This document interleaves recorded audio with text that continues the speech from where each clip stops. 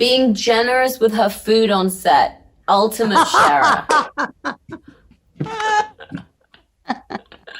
I'm just a feeder. Yeah, it's true. You would feed me.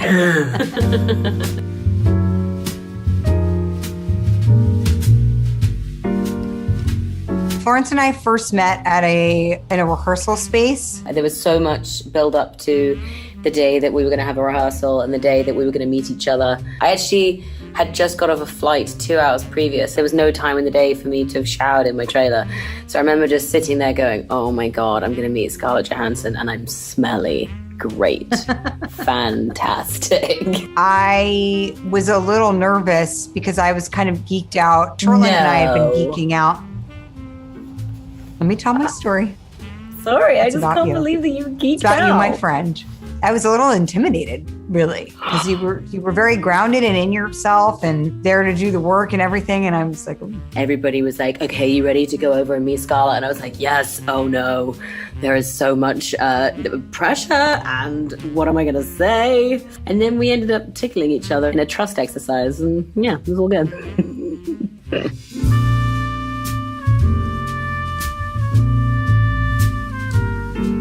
I think part of it is generational a little bit. I'm really so impressed by how curious Florence is about herself and others, how confident she is, but very humble and okay with her vulnerability and okay to show her soft underbelly and all that stuff. I was so much more guarded when I was, starting, when I was in my 20s. I was, very sort of protective in different ways. I think because of, it was 10 years ago, it was another time. And then that's also just part of her personality too. She's just like an open book. And I think I learned, to be probably a little easier on myself. I feel like I always, Florence, every time I see her, she's like,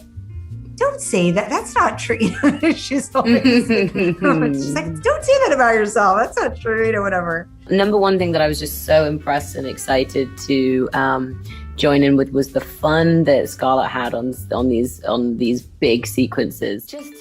She'd always come in so happy and doing a little jig, or for example, there was a buggy that she would drive around the studios and she put a big furry spider on it. Just all these wonderful, silly things that would just keep days going. I also think one thing that I remember looking at and feeling really impressed and excited that I was in the room for was her ability to stop and rethink things. I think it was a very powerful thing for me to see as a young actress looking at this woman who has created this movie and this character, and her ability to actually pause and rethink something that doesn't work. Whereas I think a lot of the time, especially when you're younger, I suppose, I'm eager to please or get the job done or be like, yeah, sure, whatever. But it was really cool to see this woman just pause a set for a second and fix an issue and not worry about how many people were saying, come on, we may as well just shoot it. It was like Scarlett was taking control. So yeah, that was a wonderful thing to learn and watch.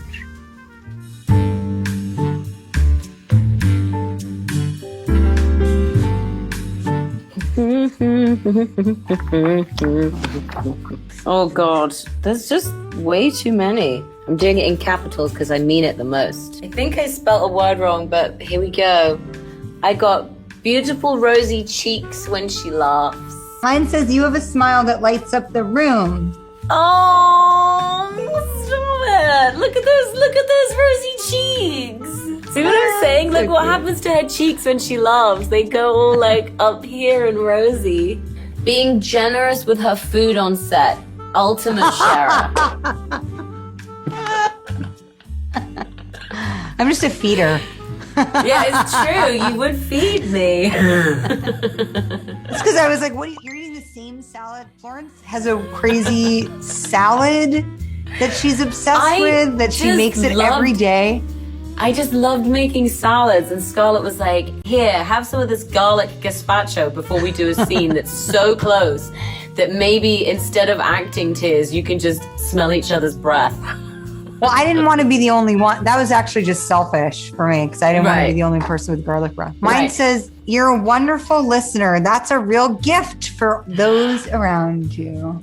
Wonderful Oh, listener. It's true. Yeah. Florence is a very compassionate person. when we were on the pole, when we were hanging off the pole, Scarlett went down for a wee and she came back and she brought this tub of half-baked cookies. They weren't fully baked, they were half-baked, and we literally stood at the bottom of the pole before we got heaved back up and just ate them with our bare fingers, and it was just a mush of amazing cookie dough / melted chocolate. And then we were about to go and do an intense fighting hanging off a pole scene. Like, and now get into this Priorities. harness. No bathroom breaks for 3 hours. I don't fit.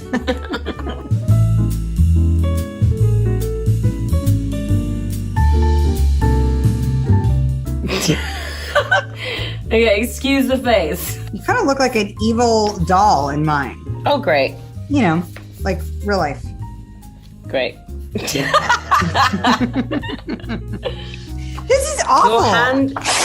Did you just rip it out? And then I'm going to give you a weird little hand with a slice of pizza. I'm going to give you really long lashes. That's what you look like to me. Oh, yay! That's what you look like to me. She's Giant eyeballs, beautiful. tiny nose, little smile. I don't see your body. I Okay.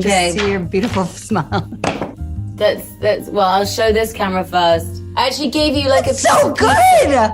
That's so But you good. I'll continue it and send it to you in the post. I learned that Florence is a master cartoonist. I didn't know that. I learned that Scarlett fed me to give me garlic breath. I've